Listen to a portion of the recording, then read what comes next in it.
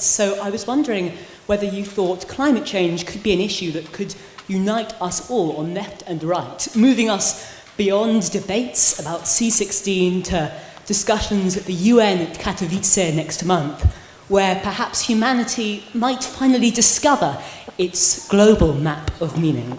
No. How dare you! You have stolen my dreams. On the 23rd of September 2019, Greta Thunberg, and yes, that is how her name's pronounced. My name is Greta Thunberg. Gave a, let's say, passionate speech to world leaders at the UN. People are suffering. People are dying. Entire ecosystems are collapsing. We are in the beginning of a mass extinction, and all you can talk about is money and fairy tales of eternal economic growth. How dare you! And like a forest fire in the Amazon, it spread fast, garnering both massive support and praise. Greta Thunberg terrifies me, and I love her for it. She doesn't want to inspire us or give us hope. She wants to give us nightmares because we deserve them. And conversely, it garnered massive backlash and criticism. She's a kid. She talks nonsense. She knows little and does less. She should be at school, but we see this sort of attention instead, and she tells the climate alarmists exactly what they want to hear. But luckily, after some admittedly initial friction, the polarising groups were able to calm down and discuss the topic amicably and respectfully. They listened charitably to one another, and eventually, the skeptics conceded that the science is overwhelming. Human-induced climate change is a very real issue that demands our immediate collective attention. That not everyone who claims to care about the climate is virtue signalling, and that we can all easily make small changes in our lives that will have large results. Take your canvas bags to the supermarket. And likewise, the climate activists conceded that there is a bit of a quasi-religious eschatology around their movement. The world is going to end in 12 years if we don't address climate change. That their leaders applauding Greta only to then fly home is hypocritical, and that as wonderful and passionate as Greta is, she has been deliberately weaponized for political gain. They then all smiled, hugged, had a good cup of tea, which was fair trade of course, but delivered via air freight so that everyone was unhappy. And then they worked together to find nuanced solutions that are considerable of everyone's concerns, and no, it was a shit show, obviously. You stole my childhood. Do what I want you to do or else you're evil. How do you respond to statements like that? The truth is you can't respond. And of course, that's the point. Greta's campaign has brought out a fierce backlash from misogynists because preserving a livable planet has somehow become a threat to the entitlements of masculine primacy. Greta Thunberg is not about the environment. She's about aiding and abetting left-wing neo-Marxists and their bid to dominate the Western political order. This last week, led by Greta, the world's children are striking. I think there's an emergency that it's a race against time, and one in which we are losing. For many activists, it isn't about science or facts, policy or debate. It's faith. According to a recent study, men may even be less likely to recycle just because they're worried people will think they're gay. Belief in something greater, something they don't necessarily understand, can't explain, and won't comprehend, like the Judeo-Christian religion.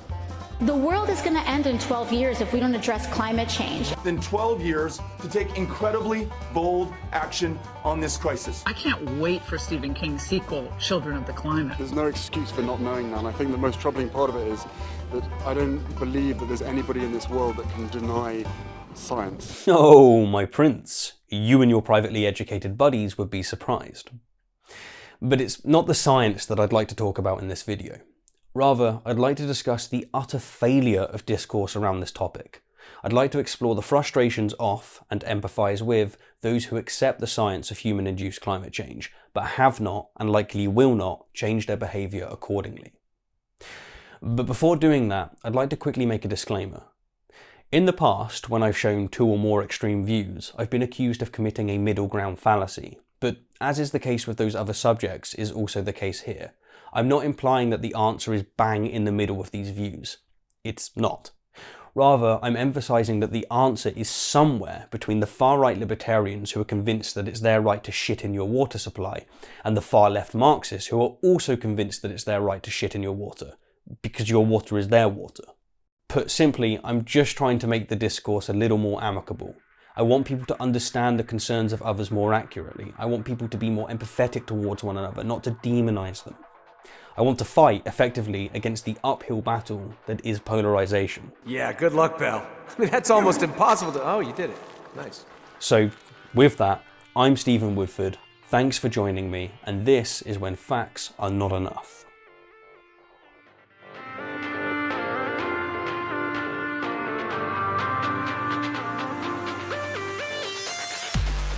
At its core, climate change, and to what extent we are contributing, is strictly a scientific enterprise. The absolute consensus is that human action is leading to an increase in average temperatures. But the question of why people don't accept or act according to the evidence is multifaceted. It involves psychology, ideology, politics, education, economics, and privilege. Just a routine privilege jig. And within this video, I'm going to touch upon each of these. The most significant facets, at least in my opinion, are psychological, but we'll address them last since they're predicated upon other contributions, and thus will be easier to unpack later. Given this, let's begin with a criticism that's both straightforward and frequently given. That being that many climate activists are naive. The fact that stopping economic development is even being advocated by some of the world's most privileged students. I don't want to use the name or the word spoiled, but that's what many outside these facilities may think about the kind of comments we've heard, reveals how far removed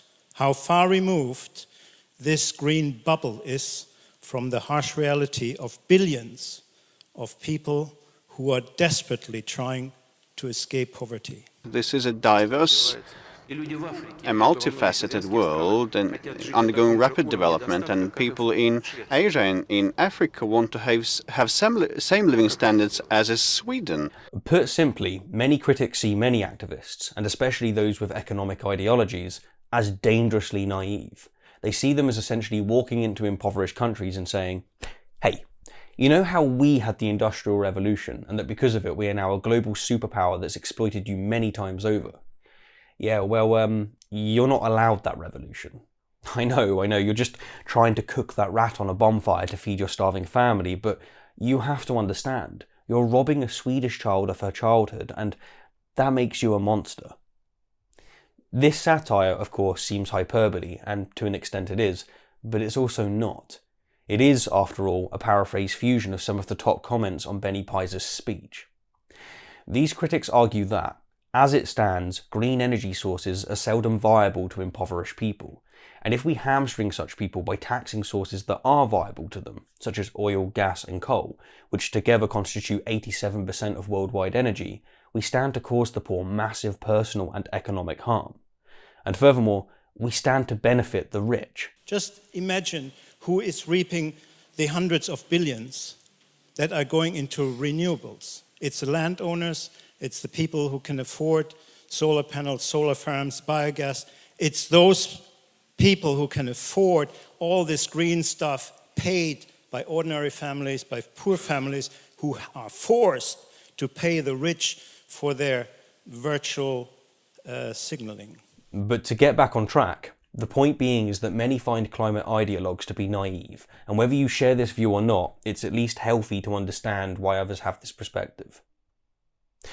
A second criticism of note, which is in part an extension of naivety, is that climate change is a first world privileged problem. To be clear, those who state this are not saying that climate change will only affect first world countries, but rather that only affluent social classes can afford to take the threat seriously.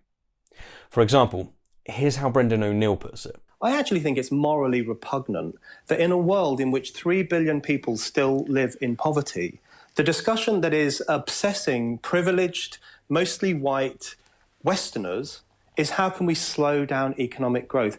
Now, the goal of climate activists is not, of course, to slow down economic growth, and Brendan knows this. He's just employing some good old British sarcasm. And yeah, that's right, It's ours. We invented sarcasm. We trademarked it, just as we trademarked the oil in many countries.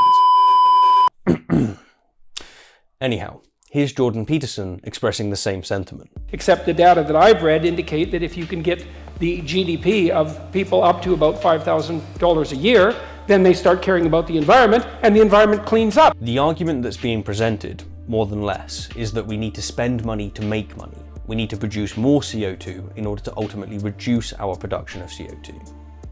Now, whether you endorse this argument or not, there is indeed data to support it.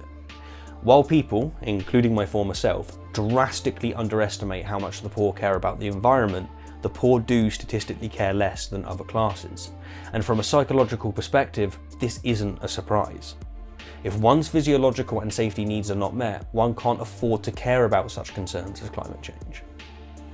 Again, a response to this might be, bro, green energy is actually more viable to invest in, especially given the long run. And a reply to this might be, yes, but brosive, the truly poor won't have a long run if they invest in green energy. And then a reply to this might be, bro, seriously, my dad would beat the absolute crap out of your dad. You stole my childhood. But the underlining, very serious problem here is that we don't have time to test this hypothesis. We only have one world. The apocalyptic claim of the world ending in 12 years is no doubt ridiculous, but if our data and interpretations are correct, that is, if the vast majority of our scientists are correct, another 12 years of apathy may just push us beyond a safe return. We do have to take this very seriously, and at the moment, most of us don't. Moving on, a third criticism that's given by many critics is that many climate activists are hypocritical, and often insufferably so. Lambasting the youth of the world for lassoing themselves to these protest marches and Greta and so on, and then immediately going back to their laptops, their iPads, their iPhones, their air-conditioned schoolrooms, their bathrooms, and so on and so on. Their mums take them to school in nice gas-guzzling cars. In other words, many critics see many activists talking a good game, but when push comes to shove, the activists themselves don't even practice the principles they're trying to force upon others. To illustrate this, take, for example, the following clip from Earthling Ed's channel. Ed is a vegan activist, and he recently attended a climate change protest in London to encourage climate activists to go vegan. He began by asking them how they can reduce their emissions. Name some ways that we can reduce emissions. Well, that's for the government, we're just here to protest. They figured out, they got a scientist. And after a bit of back and forth, the activist gave some great responses, such as cutting subsidies for fossil fuels. Electric cars. Electric cars. Yeah. Plastic. Yes, plastic. Yeah. Don't litter. Shop from charity shops. Yes. There we go. Second-hand clothing. Yeah. Yeah. Second-hand clothing. What else? Tim's hilarious. Turn the lights off. What about what we eat? Go vegan. Go vegan. Just kidding. I love meat. I can never. I love food. I love the environment, but I don't love the environment that much. Ed then went on to explain, with more patience than a few civilizations, that if one wants to reduce their carbon footprint, then a surefire way of doing so is to reduce one's consumption of animal products. But the activist's response was as indifferent as many critics are to foregoing fossil fuels. Do you think the taste of something is worth the destruction it causes? Yeah, I'll be dead one day. So why are you here with that logic then? We're on the way to Subway, actually. So do a vegan sandwich in Subway? Yeah, but it's not as good as the steak and cheese. What about the environmental impact? Well, the steak and cheese is already there, so, me not eating it isn't going to stop them. But so's the plastic in the shells and the diesel in the cars. Now, it's important to note, as Ed himself did, that one doesn't need to be vegan to care about the environment. That would be a form of purity testing, or no true Scotsman. However, the attitude of these activists is hypocritical. They couldn't come across as more disingenuous if they wanted to. And when you're in Subway, try the vegan sandwich. You never know. You never know. I will not do that, but thank you for the suggestion. Well, the environment is crying over that decision. See you later, guys. If you ever meet the environment, tell them I'm really sorry. I'm sorry. I love me. If the activists had admitted their hypocrisy, but conveyed that doing something is better than doing nothing, then they could be taken more seriously. But when they fervently campaign against polluting industries and practices that they don't personally use on a daily basis, but callously defend polluting industries and practices that they personally do use on a daily basis, they come across as aggravatingly hypocritical. Couple this with the fact that most of them enjoy central heating, air conditioning, hot baths, the latest clothing accessories, a new iPhone every year, Amazon Prime, and high-speed internet, and the hypocrisy becomes insufferable. Why should someone forego their gas-guzzling truck, something that they enjoy on a daily basis, if these privileged teens won't forego a bit of meat, something that they enjoy on a daily basis? Now, a reply to this, which I think is fair, is that these teens don't represent the climate movement, and the fact that critics treat them as if they do is little more than a straw man fallacy. And in reply to this, some critics will say, bro, the same is true of their leaders, just to a less extent, they're hypocrites. And then some activists might reply, bro, even my mum could beat up your dad, and we go back to Shittopia. You stole my childhood. And last but not least, let's talk psychology. The YouTube channel, It's Okay to Be Smart, has an excellent video dedicated to this very topic, titled Why People Don't Believe in Climate Science, and honestly, I could just leave a link to that video and be done. But I want to emphasise many of the same points and add a few of my own. Al Gore famously titled his 2006 climate change documentary An Inconvenient Truth, and in my opinion, it's a perfect title. Climate change is an inconvenient truth because we are utterly unequipped to confront it. We evolved on the plains of Africa, dealing with immediate personal threats, and so we are not hardwired to deal with threats that we ourselves won't endure. We are, in fact, wired to dismiss these threats. We are wired for hyperbolic discounting. As George Marshall, Daniel Kahneman, and many others have emphasised, in our desire to avoid the anxiety that climate change generates, we actively conspire with one another and mobilise our own biases to keep it perpetually in the background. Our optimism bias comforts us with the delusion that climate change won't affect us or our progeny, just others. Our tribalistic tendencies, our need for social acceptance, want us not to rock the boat and risk ostracisation.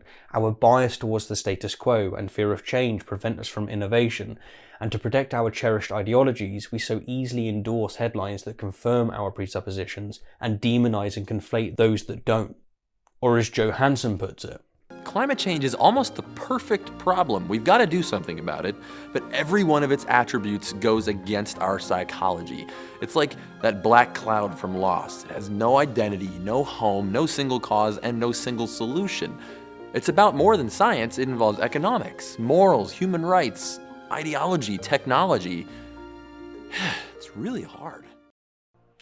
Anyhow, in conclusion, my dad would definitely beat up your dad. Childish humour aside, I hope that whatever your views on climate change are, and the politics that surround it, you walk away from this video with a bit more empathy for those who don't share your views. Now, don't get me wrong, there are nutters on both sides. Well, more on one side than the other, and I'll let your cognitive bias assume which I'm referring to. And yes, these people are pretty much untouchable. They're convinced, and that's that. They're essentially variations of the Bible bashers who proudly state that if the Bible says so, it's so. But most people are not like that, and in this day and age of echo chambers and outrage, we are in desperate need for amicable discourse, and without it, we may all be in trouble. With that, I'm Stephen Woodford, and as always, thank you kindly for the view, and an extra special thank you to my wonderful patrons and those of you who have supported the channel via other means.